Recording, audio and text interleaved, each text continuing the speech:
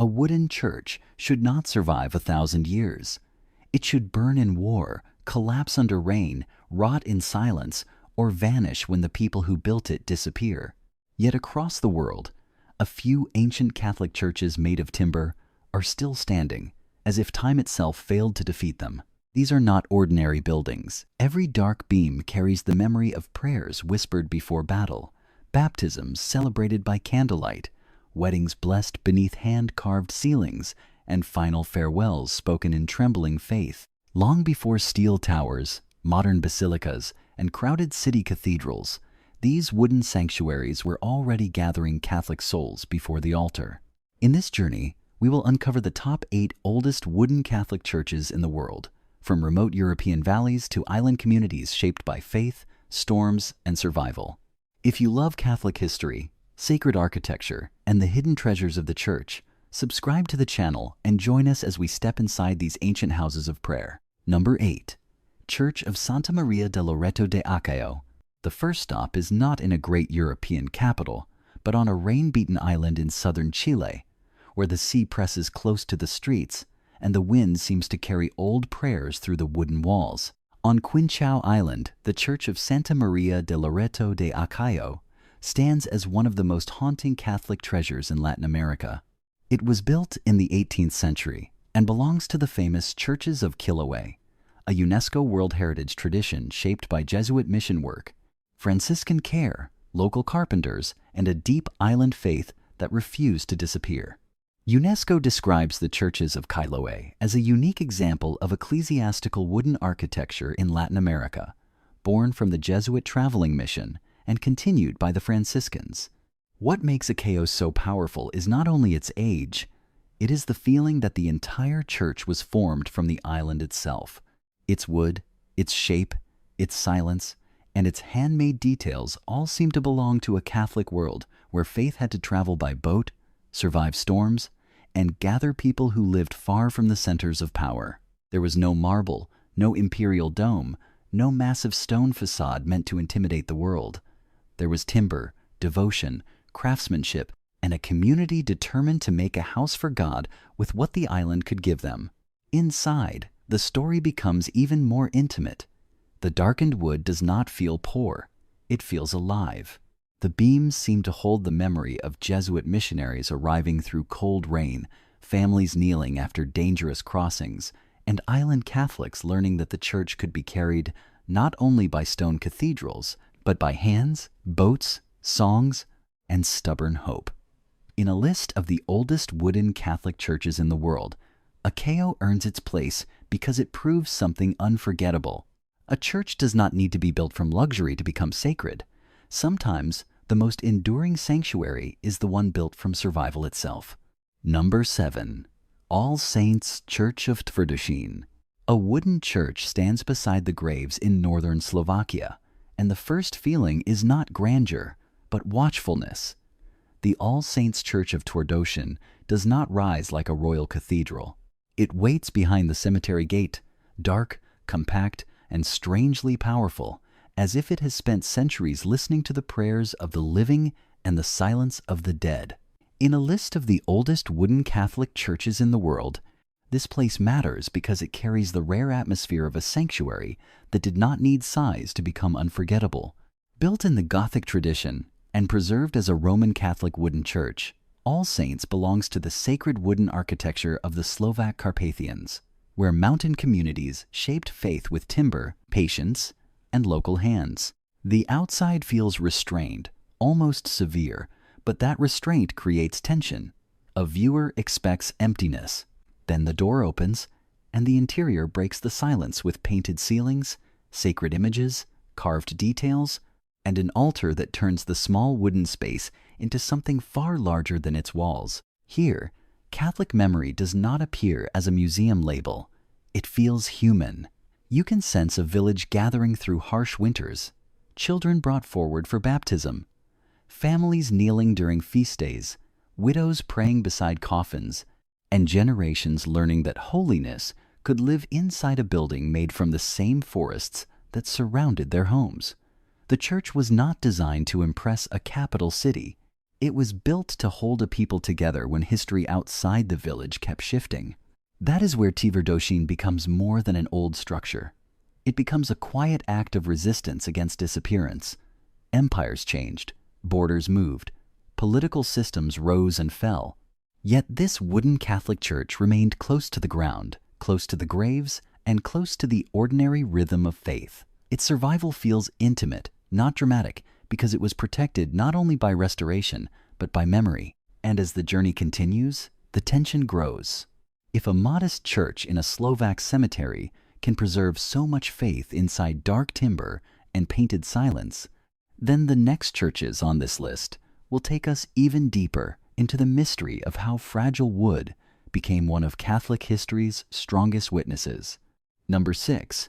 Church of St. Francis of Assisi in Hrvatov.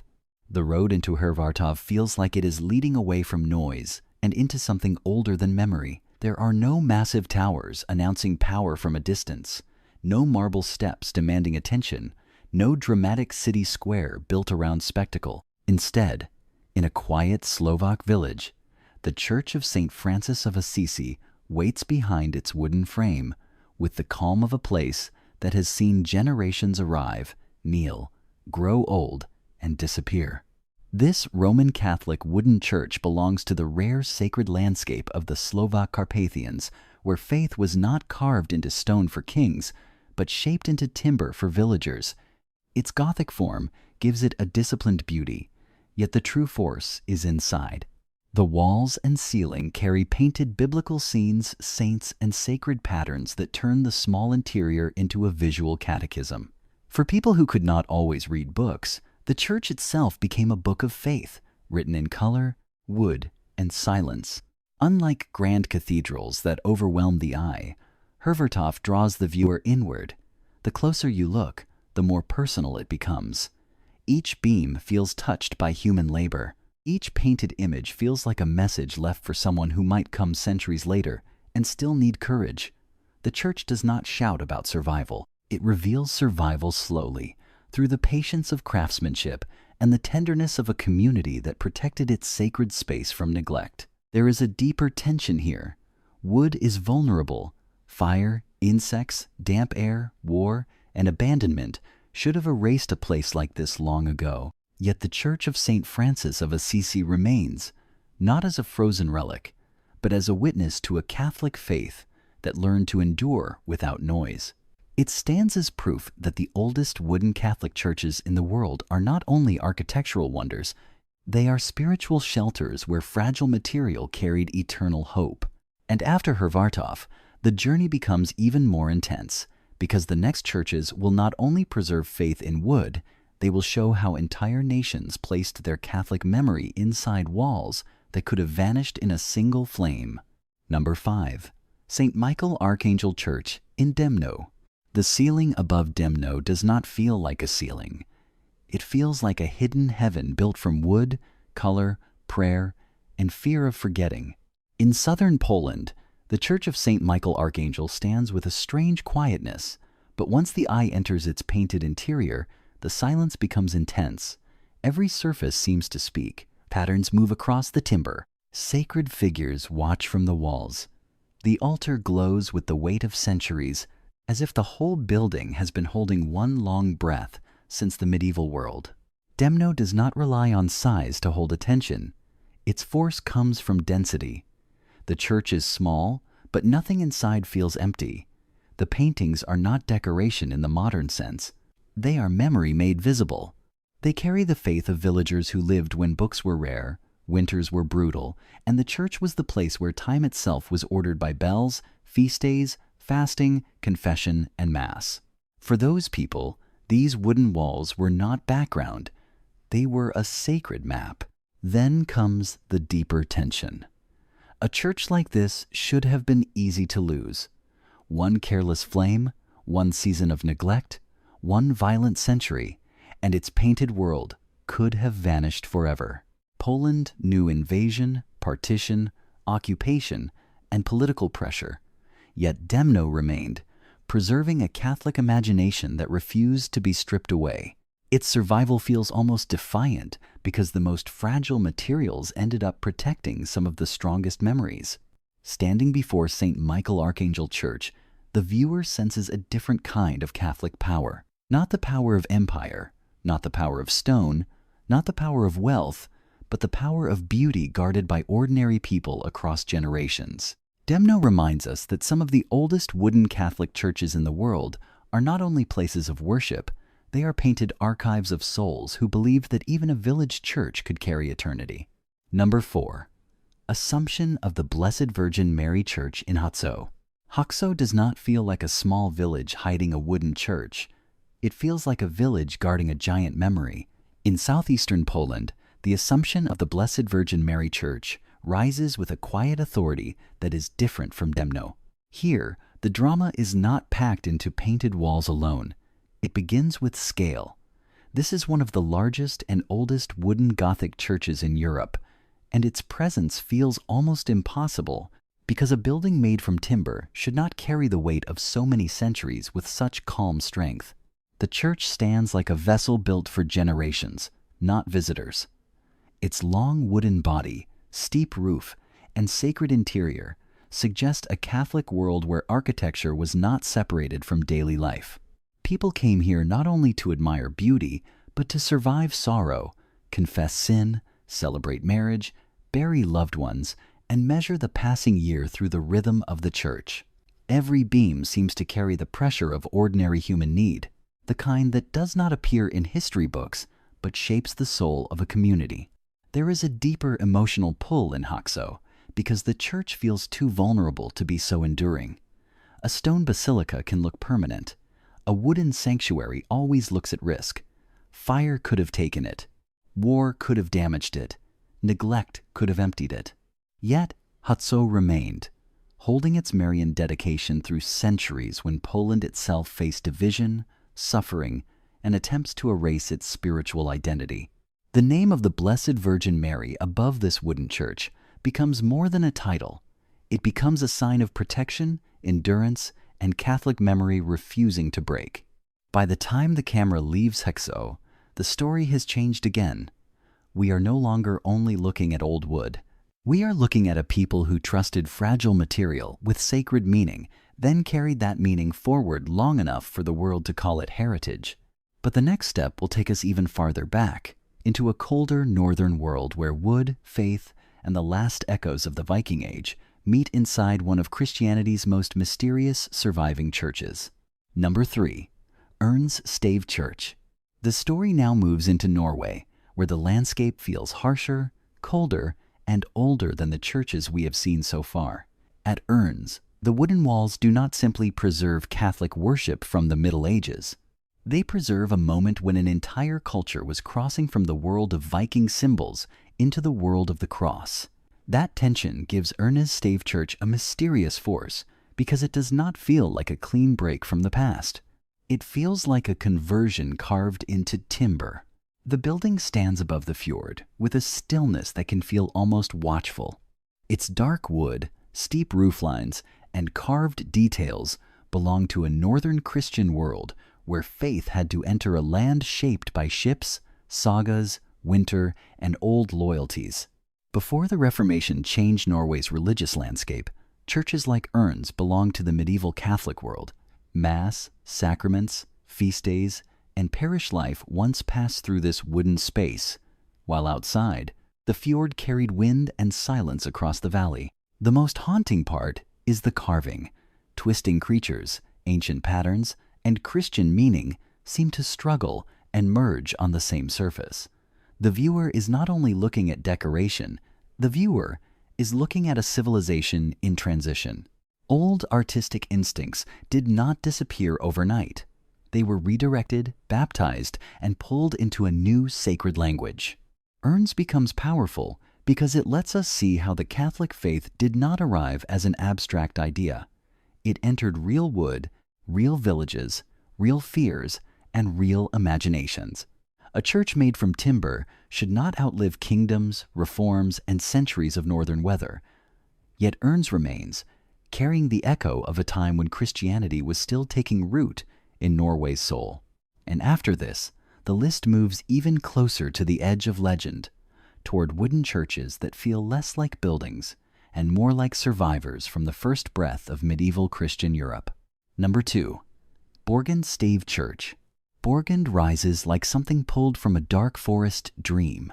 Its layered roofs climb upward in sharp wooden waves, its dragon-headed carvings cut against the sky, and its entire shape feels caught between fear and worship. At first glance, it does not look gentle. It looks guarded, almost battle-ready, as if the builders knew that faith in the northern world had to stand firm against winter, distance, and the memory of older powers. Before Norway's religious landscape changed, Borgund belonged to the medieval Catholic world, where the Mass, the saints, the sacraments, and the calendar of the church shaped village life. Yet the building still carries the visual language of a land that had not forgotten its Viking past. The result is not confusion, it is tension. Crosses and carved beasts appear in the same sacred space, not as decoration for tourists, but as evidence of a civilization being reshaped from within. The emotional force of Borgund comes from its severity. Some churches comfort immediately. Borgund unsettles first, then draws the viewer closer. Its dark timber, narrow openings, and rising roof lines create a sense of spiritual combat, as though the church itself were teaching that conversion was never soft or simple. People did not merely enter a building, they crossed a threshold from the wildness outside into a sacred order where wood, shadow, chant, and altar trained the soul to look upward. Centuries should have broken it. Fire could have swallowed the whole structure in one night. Snow could have weakened it. Neglect could have turned it into ruin. Instead, Borgund remains one of the most iconic wooden churches ever built in the Catholic tradition of medieval Norway. Its survival feels dramatic because it preserves not only architecture, but the psychological moment when a people learned to place the cross at the center of a world once ruled by storm, saga, and fear. And now, only one church remains above it. If Borgund feels like a fortress of conversion, the final place on this list reaches even deeper into time, toward a wooden sanctuary so old that it seems to stand at the edge between legend, history, and the first fragile roots of Christian Europe. Number 1. St. Andrew's Church in Grinstead. At the top of this list stands a church so old that it feels less discovered than unearthed. St. Andrew's Church in Grinstead, England, is often described as the oldest wooden church in the world, and its ancient timber walls carry the weight of a Christian past that reaches back toward the edge of the first millennium. It is not massive. It is not visually overwhelming. Yet the moment its dark wooden nave appears, the story becomes almost unbelievable. A church made from split oak logs has outlived kings, invasions, religious upheaval, fire, weather, and the slow violence of time. Grinstead carries a complicated Catholic memory.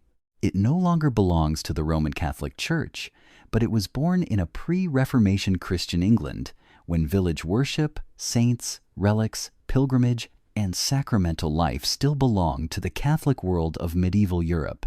That detail matters, because this is not just an old wooden structure. It is a surviving witness from the world that shaped England before the great religious break changed the country forever. The emotional power of Grinstead comes from its humility. There is no grand dome, no golden interior, no towering stone facade. Its oldest walls are made from vertical oak timbers, darkened by centuries, standing like silent witnesses pressed shoulder to shoulder.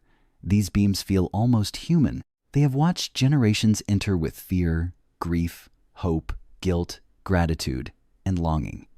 People came here when life was short, medicine was weak, travel was dangerous, and faith was not a private preference, but the structure of existence. To stand before Grinstead is to feel how fragile Christian history can be. A single fire could have erased it. A political order could have replaced it.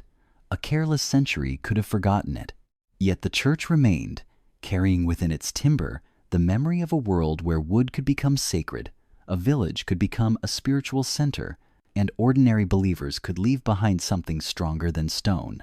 Among the oldest wooden Catholic churches and Catholic-born churches in the world, Greenstead reaches the deepest into time. It closes this journey with one haunting truth. Sometimes, the most fragile sanctuary becomes the one history cannot bury. From the storm-swept islands of Chile to the cold fjords of Norway and the quiet countryside of England, these ancient wooden churches have carried something far greater than timber and nails. They have carried memory. They have carried prayer. They have carried the faith of countless believers who came before us and trusted that even the most fragile materials could become a house for God. Many empires disappeared. Borders changed. Kings and governments rose and fell. Yet these wooden sanctuaries remain, reminding us that the Catholic story is not written only in grand basilicas and magnificent cathedrals. Sometimes it survives in small villages, hidden valleys, and humble churches that refuse to surrender to time. Which of these ancient wooden churches moved you the most?